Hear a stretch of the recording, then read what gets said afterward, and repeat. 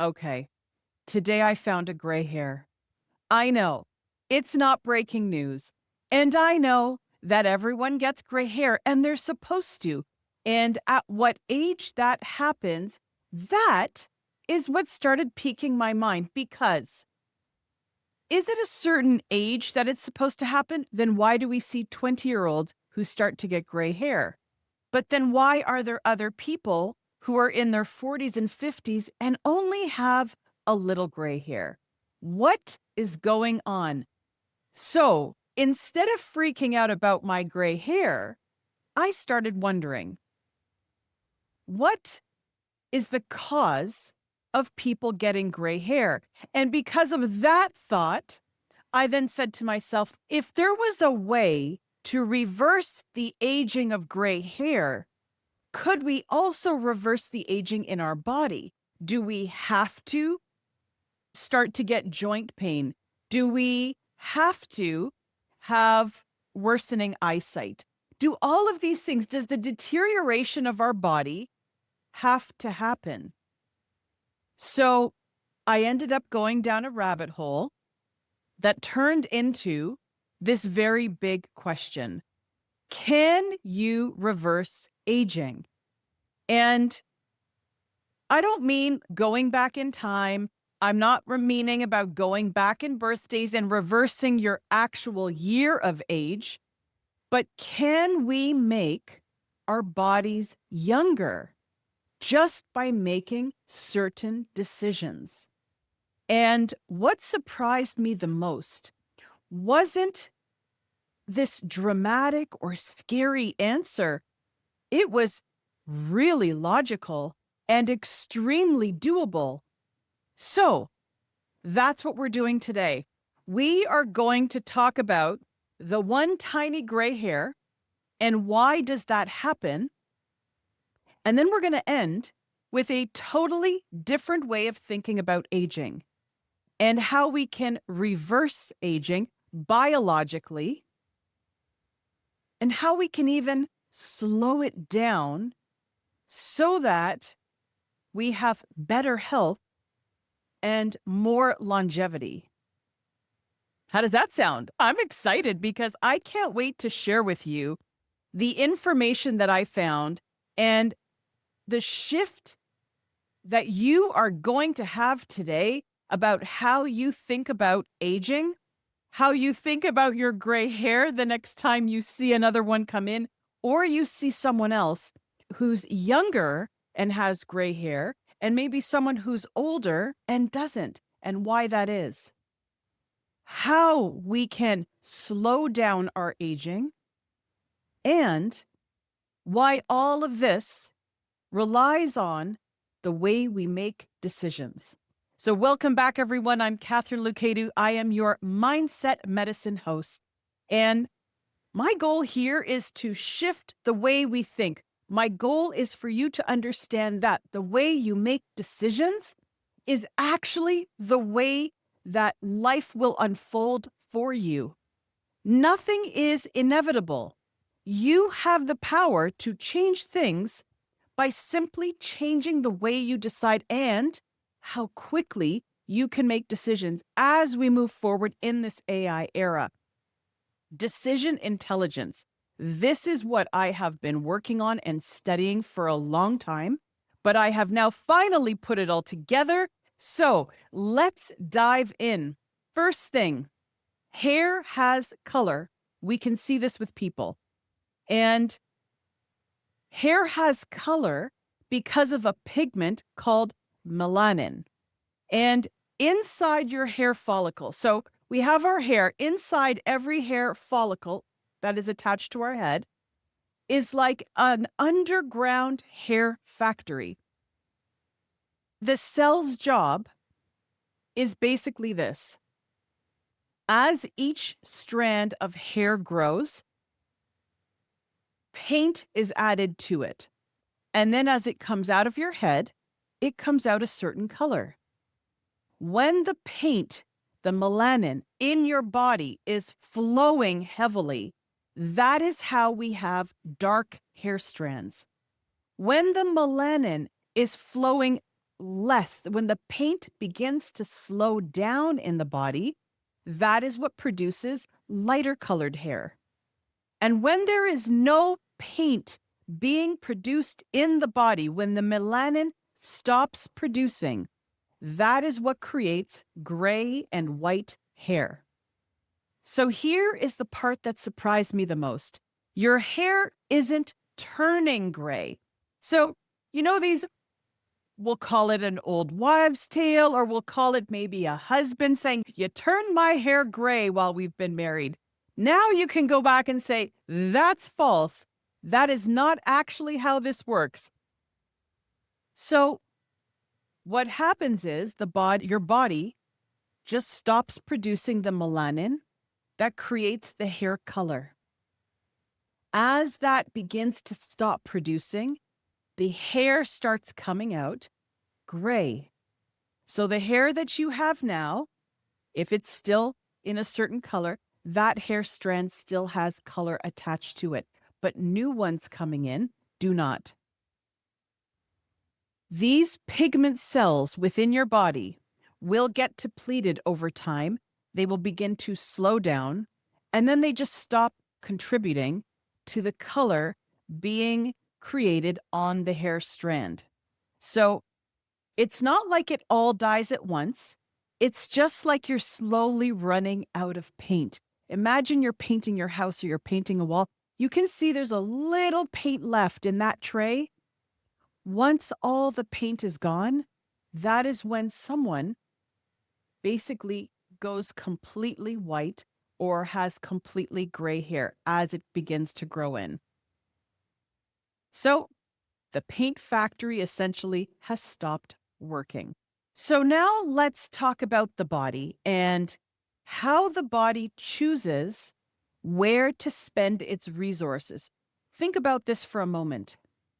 You can have a really strong upper body. So as you age, maybe you can continue lifting weights, you're going to the gym, you're active, you're walking every day, but your knee starts to go out, or you start to have hip pain, or maybe you're getting other kinds of arthritis in the neck or in the back. This is where it gets interesting, because the question is, if your body stops running out of paint for your hair, then where is the next place that it starts to get depleted? Your body is constantly running on priorities.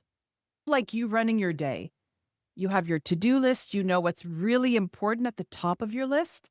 And then as you go down your list, maybe things have less importance. But your body is constantly running priorities like a budget. So its priority is to keep you alive. It is to keep your brain running and functioning. It is to keep your temperature stable in your body, which is why we get fevers and viruses, because your temperature, as it lowers or it increases, we know that there's an issue going on. Your body deals with threats every single day. Those threats come in the form of stress, of illness, and inflammation. And then you have the nice to have, where you can go in and you can cosmetically correct things that you start to see aging. So you are putting a Band-Aid on what is already beginning to happen. So what do we do? Where aging stops is a mystery, because it's not a switch. Although in today's AI world, I was listening to a conversation, and the way it's being thought of today in order to live a very long life, why is it that there are whales that can live to 200 years? Why is it that our limbs age at the same time? So there are all these questions going on. If there were actually a switch in the body, and it was one switch within your DNA that could actually slow down the aging process, would you want that switch to be turned on? Aging is the accumulation of wear and tear, plus how much repair your body can afford to do depending on the budget. So remember again, right? There is a list of priorities for your health and for your body, brain, heart, and so on, keeping you alive. But your body is like a scoreboard. So damage begins to happen just by you living every day.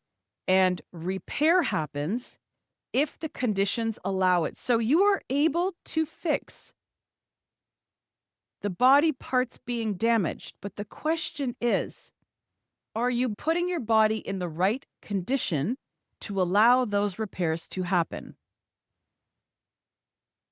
If repairs keep you active and moving, you feel great. You wake up in the morning, your body doesn't hurt very much. You go out, you walk, you do your cardio, you lift your weights, you exercise, you're having conversations with people, you're feeling great. But when repair starts to fall behind, you will start to see signals where your energy drops, your recovery begins to slow down, your inflammation in your body rises, and yes, more gray hair will begin to show up because you are depleting the paint reserves in your body that would typically be painting the next color of hair. That goes back to why are there some people whose hair begins to turn gray early and others whose hair turns grayer later. So let's talk about one of the biggest body killers. One of the biggest problems we have today that will slow the repair of our body and slowly age us before our time is stress. And this is where people will roll their eyes and they will blame stress for everything in their life. So, stress is a signal that your body is receiving that is telling your body, we are not safe. And your body does not care if it's a bear, if it's an email that came into your inbox, if it is family drama, if it is trauma, whether from childhood, teenage years, or your adult life, whether it is financial pressure, whether it's the economy, whether it's the headlines that you're reading, or you just have chronic worry and cannot sleep. Stress does not know what the specific topic is. It just knows how your body is reacting to it. It's how your nervous system is reacting to the world. So, basically, your body reacts with the same strategy. We are going to go into short-term survival mode now. And so what happens is because it's trying to protect you from all these stressors that you're putting it under. And I say you are putting it under because we choose how we react to situations. We choose when we're in a stressful situation, whether we are going to continue to stay in it or we pull ourselves out of it.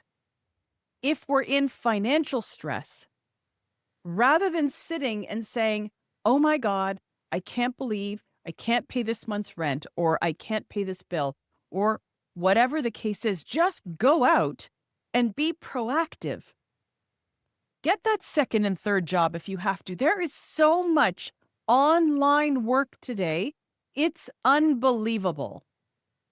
So when we get into the proactive stance, stress actually disappears because we are trying to do something about this issue that we're having.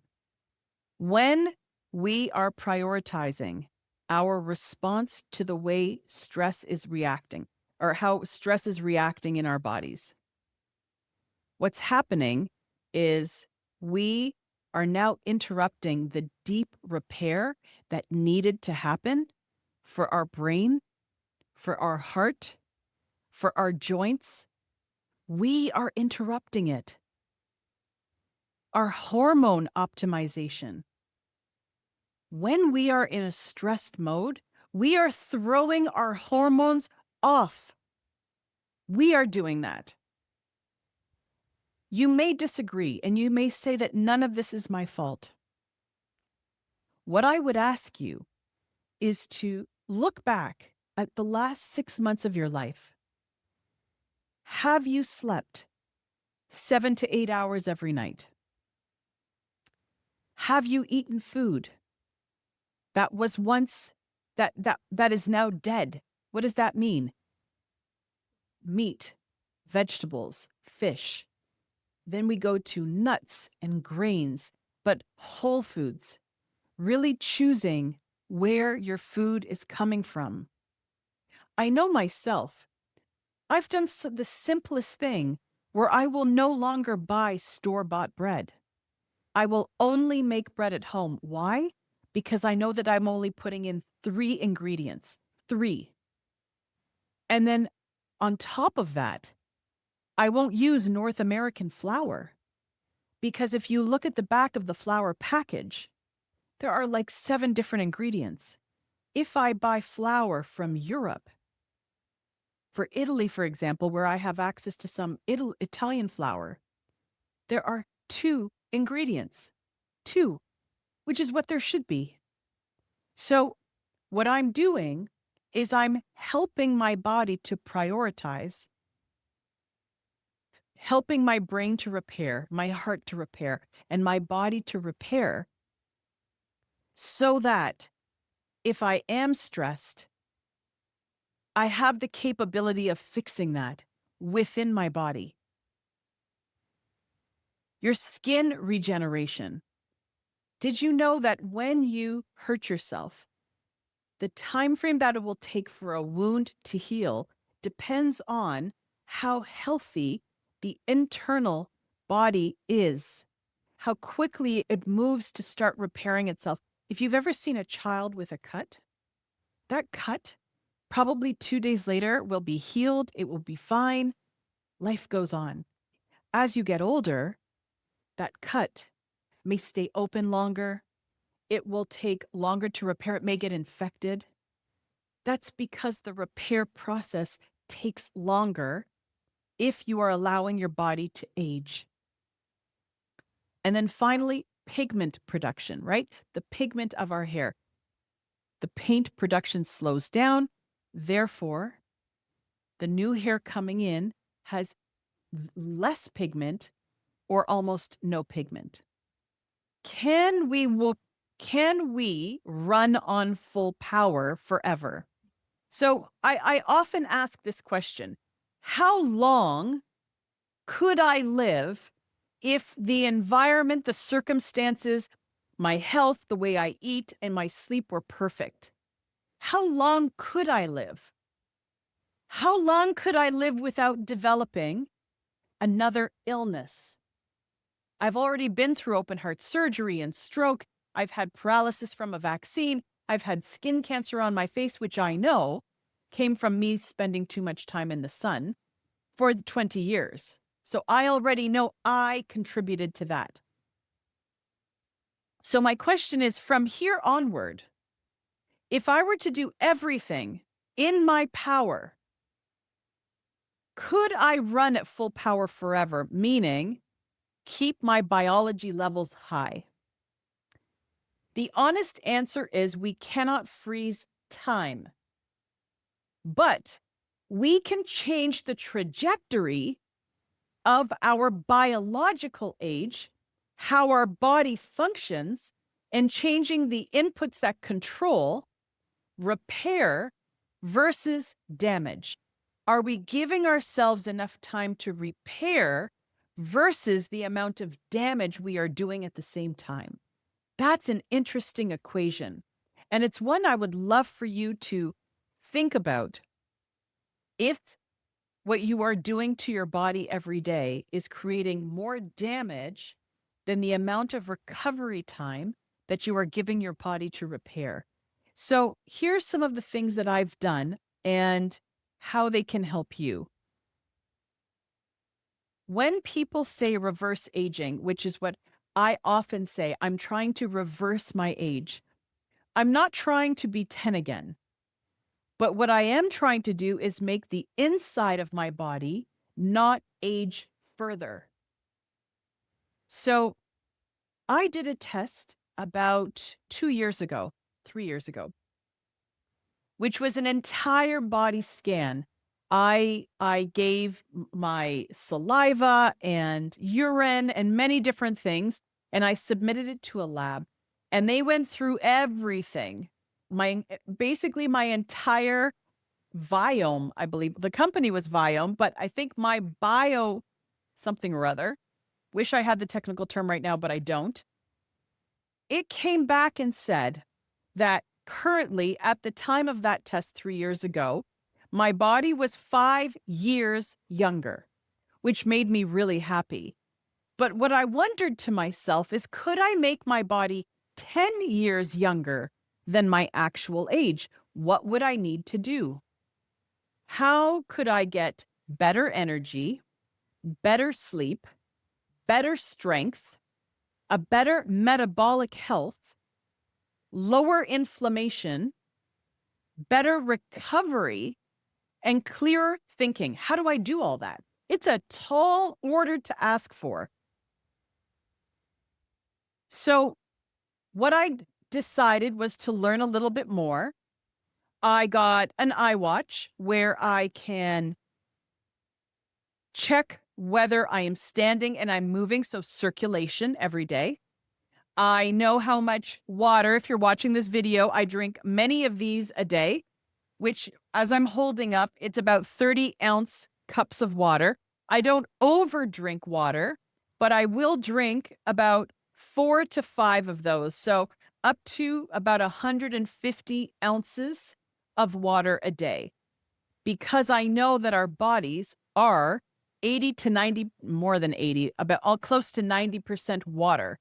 Therefore, we have to keep replenishing, which also keeps our brain clear, actively thinking. I don't really yawn during the day because I start by working out every morning. Before I eat anything, I'll have a glass of hydration, which is I will put a hydrating powder in water and I will drink half of that. I will work out for typically 50 minutes to an hour, and then I drink the other half. Then I go and have a shower because did you know that once you've worked out, the toxins come to surface level? So you can have a shower, wash them off, then go and eat a really good breakfast. So these are just some of the things I'm sharing that I do every day. I'll never go back to lying in a hospital bed with my heart on red alert again. And so the way that I have reversed, and I've actually reversed all heart issues, I don't even take medication at all because I've been very clear on how I decide to live every day. And every day is different. Some days we have a temptation in front of us and I'll eat it. I'll eat the croissant, but I'll eat half of it. And then maybe I'll eat the other half the next day just because I'm making choices for myself and my body. So here is as I did research and as I know myself, what's come up over and over the years are the same inputs that seem to help our bodies live longer, age slower, and keep us healthy, our brain and our heart especially. So, believe it or not, the number one lever is sleep. Sleep is when repair starts happening to every part of your body. So if you are being deprived of sleep, you are depriving your body of being repaired overnight. Your brain begins to get repaired. Your heart is repaired. Your arteries, your joints, your muscles, your skin. If you are finding yourself only getting I would say less than 6.5 or 7 hours of sleep. Please find a way to get that up at least another hour. Maybe it's a nap during the day, but your body needs the time to repair, and it can only do it when you're asleep. Number 2 is muscle. Muscle is actually a signal for your body, and this system is needed to keep it high performing. Strength training is probably one of the most underrated longevity tools. So hear me out for a moment. I don't want you to become a bodybuilder unless that's what you want. However, holding things that are heavy and doing repeated movements of them is important to keep your muscles intact.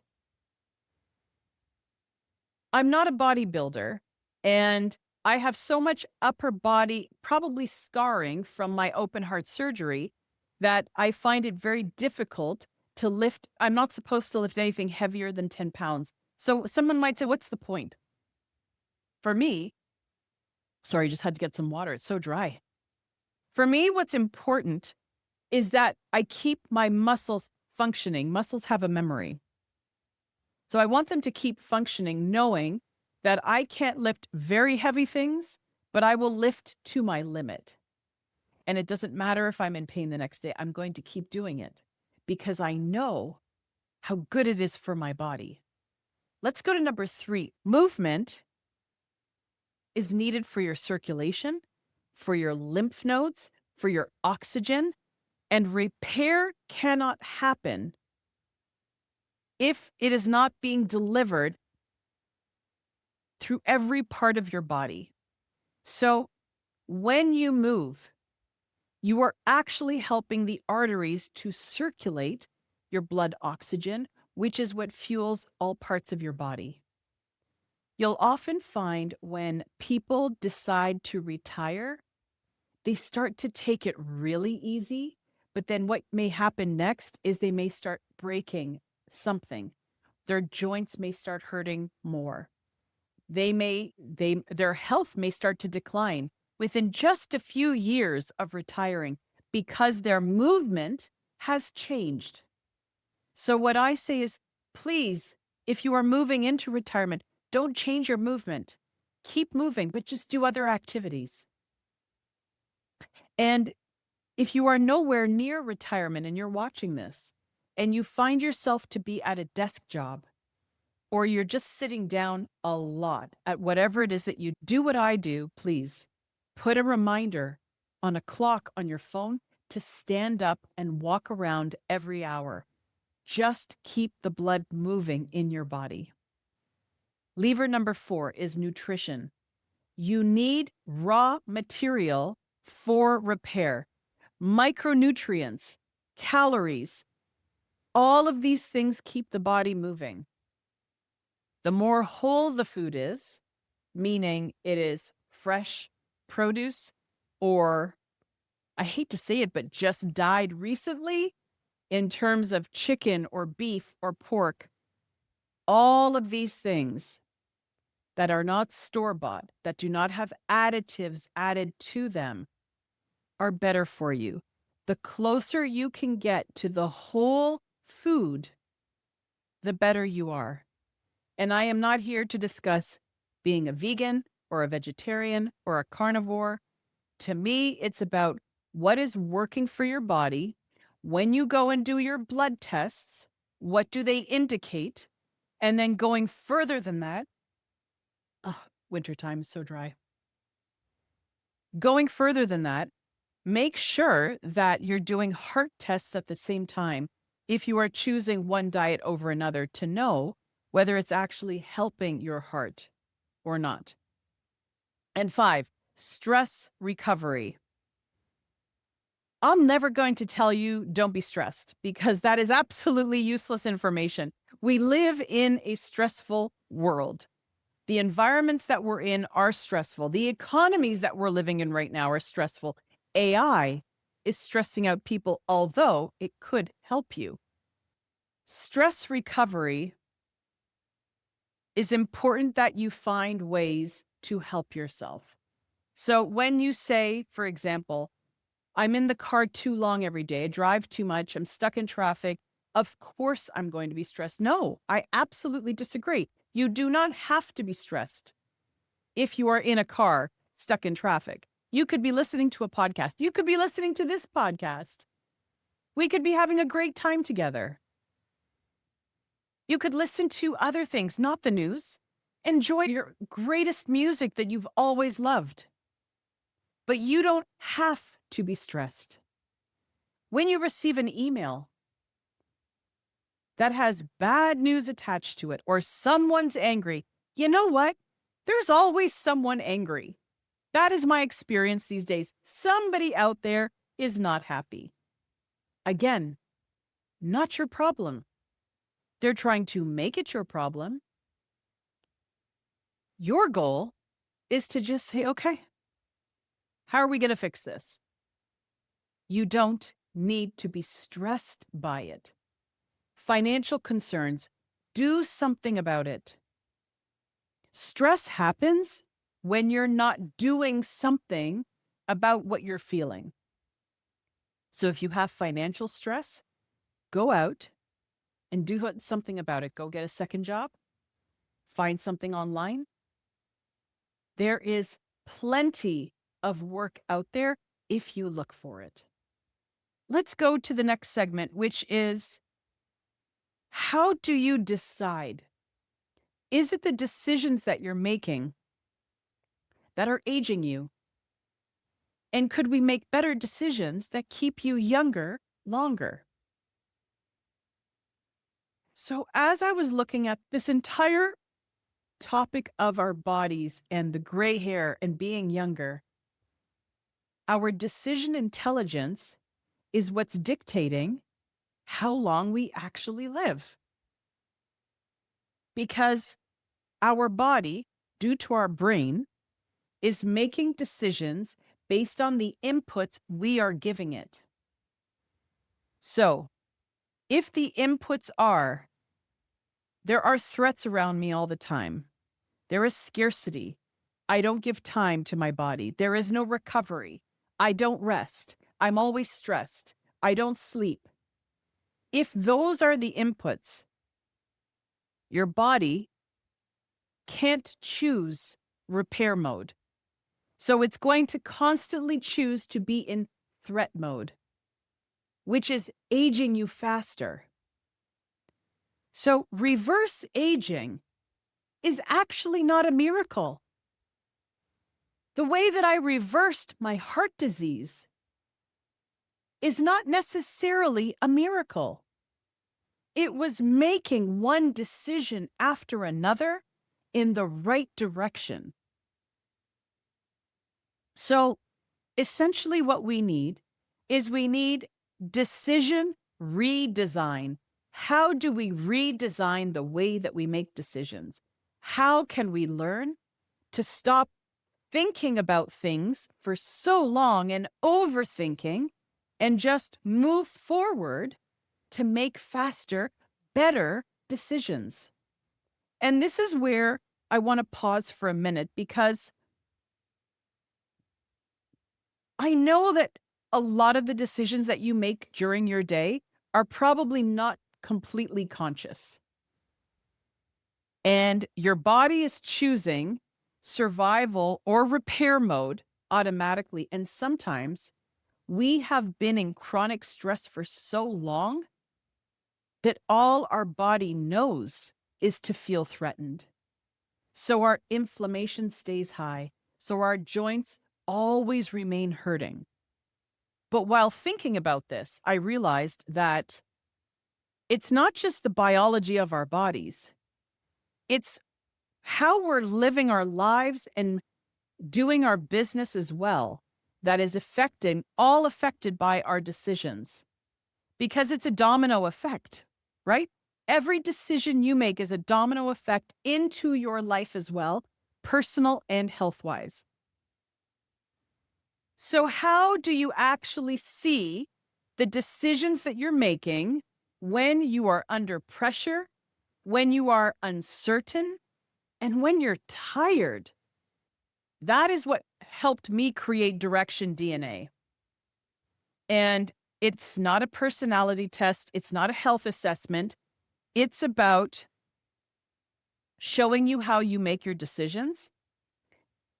It's about helping you know when you are ready to make a decision, or if you are completely inundated with stress that you can't even make a decision right now, even if you wanted to.